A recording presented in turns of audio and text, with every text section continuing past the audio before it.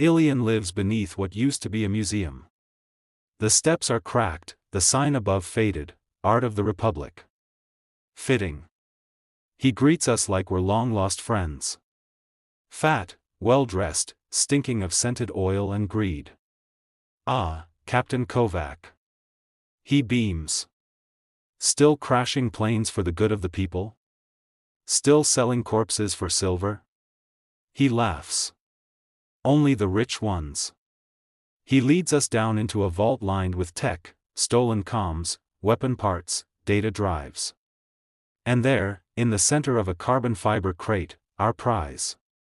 The core module. Sleek. Cold. Alive. Beautiful, isn't it? Ilion says. Military-grade swarm control. Whoever holds it wins the next 100 drone wars.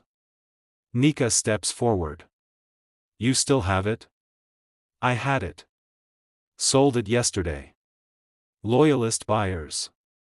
Delivery scheduled for tomorrow night. Old steelworks near the river. I glance at her. Her jaw clenches. Ilion shrugs. I'm just a humble vendor. But I'll give you the location, out of love for old debts. He taps his temple.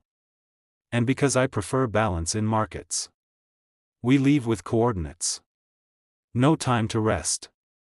The steelworks rises from the fog like a dying god, rusted chimneys, broken girders, the air tasting of old metal. We go in quiet. The deal's already in progress. 2 loyalists, flanked by soldiers, hand Ilion's men a case. I see the core, wired, armed, ready. We move into position. Nika signals. Go. Flashbangs. Chaos. I fire blindly, heart pounding. Tomas goes left, Sasha right. The briefcase is 10 meters from me. Then I hear it, a scream. Sasha's. He's down, coughing blood. Nika yells, dragging him behind cover. Go. She shouts. I've got him. I run. Bullets zip past. I grab the briefcase, twist, dive behind a conveyor belt as a grenade shreds the wall behind me. I look back, Nick is still firing. Covering our exit. A guard grabs her. She fights. Then, she's gone. Swallowed by smoke. We escape. Barely. I carry the core. Tomas limps. Sasha. Doesn't make it. Back at Dražan's outpost, everything feels wrong. The victory is hollow. The air too still. Dražan meets us at the gate. I throw the case at his feet. There's your tech. He opens it. Smiles. Finally. Then he says, and Vostrikov? Gone, I lie. Dead, maybe. Doesn't matter. But he only raises an eyebrow. Doesn't it? He tosses me a datapad. I stare at the screen. Lena. On live broadcast. Wearing a loyalist officer's insignia. Behind a podium, giving a speech. This war can end, she says. If we stop. Letting cowards and profiteers steal our peace. My hands clench. My mouth goes dry. She sent me. She knew I'd be shot down. Maybe even wanted it. You brought us exactly what we needed, Dražan says. Now, let's see what your betrayal is worth. But all I hear is the blood in my ears. All I see is her face. The woman I trusted. The woman who used me. And somewhere, out there, Nick is in a cage because of it. This war isn't over. Not yet. I've always thought pain had a shape. Sometimes it's sharp, like shrapnel, the kind that hits you when someone you trust burns your name. Sometimes it's dull, like guilt, the kind that grows heavier each day you don't do something about it. Right now, it's both. Nika is gone. Captured. Maybe dead. And the woman who sent me into this mess, Lena Vostrikov, is sitting behind a podium, smiling for cameras and promising peace while the weapon I helped deliver charges in a rebel vault.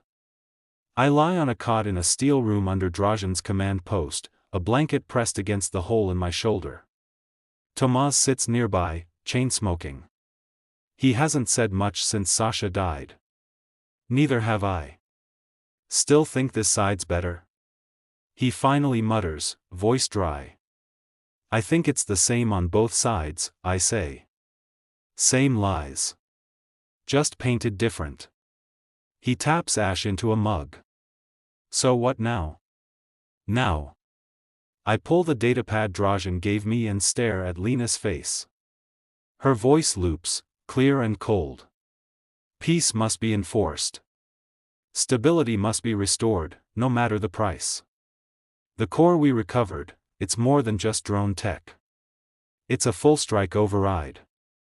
Whoever controls it can launch untraceable precision strikes on any coordinates in the country. Government palaces.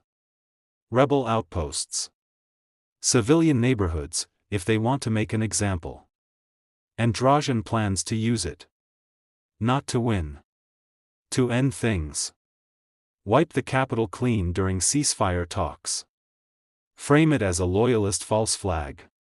Use the chaos to roll in hard and never leave. I helped load the bullet. But I don't have to let them pull the trigger. I need a flight plan, I say. Tomas looks up. What? I'm getting her out. He doesn't ask who. He already knows. We slip out that night. One stolen APC, forged access chips, and a drone interference code we borrow from Dražan's archives. I'm still bleeding. I don't care. If Nick is alive, I'm not leaving her behind. Not again. The loyalist base sits high in the Iraq hills, reinforced steel, thermal fencing, automated towers. The core was moved there last night. Dražan's first test strike is less than 12 hours away. We pose as loyalist engineers bringing a backup control node, the one I stole from a rebel storeroom before anyone noticed it missing. We get through the first 2 gates with no issue. The third checks deeper. Tomas starts sweating. A guard scans our IDs. Red blinks. For a second, I think it's over. Then, from behind us, a voice. Let them in. I turn. And there she is. Lena. Wearing command red. Holster at her hip. Perfect. Controlled. Still the same. She looks at me like I'm a story she hasn't finished reading. Follow me, she says. I don't speak. Neither does Tomas. She takes us into a debrief room, clinical, white, too clean for war. Then she locks the door behind us. I expected you to die in the mountains, she says. But you're always more stubborn than smart. You used me, I say, stepping forward. You made me a courier for a weapon. Lied about everything. I gave you purpose. You gave me blood on my hands. She folds her arms. You think you're a hero now? You delivered that core. And you did it better than anyone else could. Now it's here, and we can finish this. Finish what? You're about to murder thousands during peace talks. That's what peace is, Elias. You kill the ones who refuse it. You leave only silence behind. Order comes after. There's a long pause. She looks at me, then nods toward the door. She's in cell block 6. East Wing. My breath stops. She's alive? Barely. She shrugs. They kept her for leverage. But I knew you'd come back for her. You always did have a weak spot for broken things. I move toward her. Lena doesn't flinch. Doesn't reach for her weapon. You don't need to fight me, she says. You just need to get out of my way. I stop. Stare at her. And then, I turn. Tomas and I move fast. Down hallways full of shadows. Automated turrets sweep over us, we've disabled them with the override chip. The alarms will come soon. But not yet. Cell block 6 is colder. Quieter. The lights flicker. We find her in the last cell. Nika. Shackled. Bruised. But breathing. She looks up, and for a moment, I see a flicker of disbelief in her eyes. Then, anger. Took you long enough. We break her out. I carry her over my shoulder as we race through fire corridors, alarms finally screaming above us. In the control wing, we slam the vault doors shut behind us. Tomas covers the hallway. Nika leans against the wall, struggling to stay upright. What now? She asks. I pull the core out of my bag. The very one we recovered for Dražen. Now, I say, we crash the party. We wire the core into the tower's guidance system, loop a false target, this building. We force an internal lockout and then override the failsafe. I set the timer. Tomas grins. You always did like dramatic exits. You okay with this? I ask him. He lights a cigarette. Hell no. But it beats sitting through another speech. He holds the door while Nika and I flee down an escape shaft. He never follows. The explosion rips through the base 5 minutes later. The sky lights up red, fire blooming from steel like the world's burning one last time. We don't look back. The river catches us at the edge, a jump from a fractured service bridge, 20 meters down. I hold her hand. Ready? Nika nods. We jump. The days after blur. We're ghosts again, hiding in farmlands, traveling at night. No names. No signals. No contacts. The news says the strike was a malfunction. Loyalist sabotage. Dražen's people scream conspiracy. The capital survives. The war doesn't end, but it stalls. And Lena? She disappears from the broadcasts. Some say she died in the blast. I don't believe it. Some people are too cold to burn. Now we live in the highlands. An abandoned hunting cabin. Wind in the trees. Smoke from our own fire, just enough to warm a meal, never enough to mark us. Nika's healing. So am I. We don't speak much about the war. There's no point. It didn't end with a victory or a flag.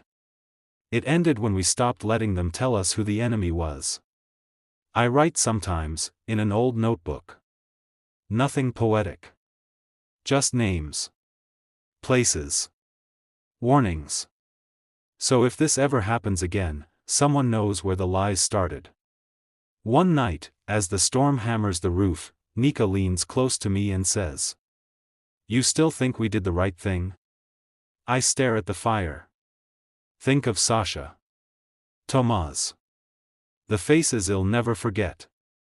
The voices I'll never hear again. I don't know, I whisper. But we're still here. She nods. Then maybe that's enough. And in the silence that follows, I finally believe her.